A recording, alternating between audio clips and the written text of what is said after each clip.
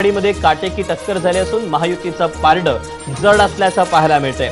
10 पैकी 7 पोलमध्ये महायुती पुढे तर 3 ठिकाणी महाविकास आघाडी पुढे आहे। दरम्यान 6 पैकी 3 एक्झिट पोलमध्ये शिंदेंची शिवसेना तर 2 ठिकाणी ठाकरेंची शिवसेना आघाडीवर आहे। दरम्यान राष्ट्रवादीमध्ये शरद पवारांची राष्ट्रवादी आघाडीवर आहे। पोलच्या अंदाजानुसार अजित पवार 6 पक्षांच्या लढतीमध्ये सर्वात शेवटच्या स्थानावर असल्याचं या आकडेवारीवरून स्पष्ट होत आहे।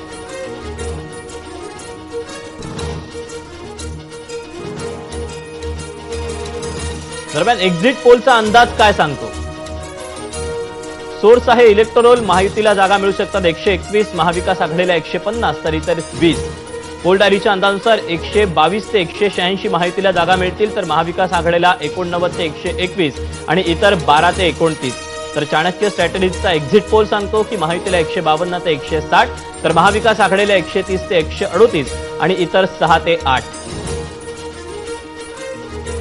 तर मॅट्रिकच्या एक्झिट पोलनुसार महायुतीला 150 ते 170 जागांचा अंदाज वर्तवलाय तर महाविकास आघाडीला 110 ते 130 तर इतर 8 ते 10।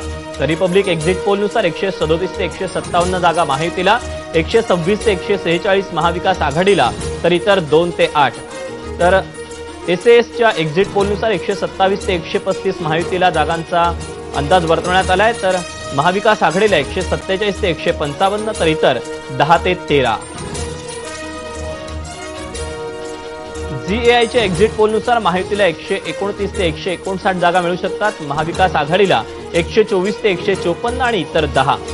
तर पीपल पल्सनुसार 182 महायुतीला जागा मिळू शकतात तर महाविकास आघाडीला 97 तर इतर 9।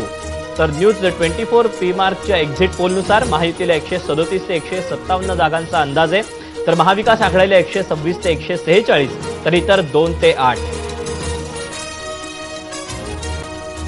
तर जेव्हीसीचा एक्झिट पोल सांगतोय की महायुतीला 150 ते 167 जागांचा अंदाज आहे तर महाविकास आघाडीला 107 ते 125 जागांचा अंदाज आहे तर इतर 13 ते 14 जागांचा अंदाज आहे।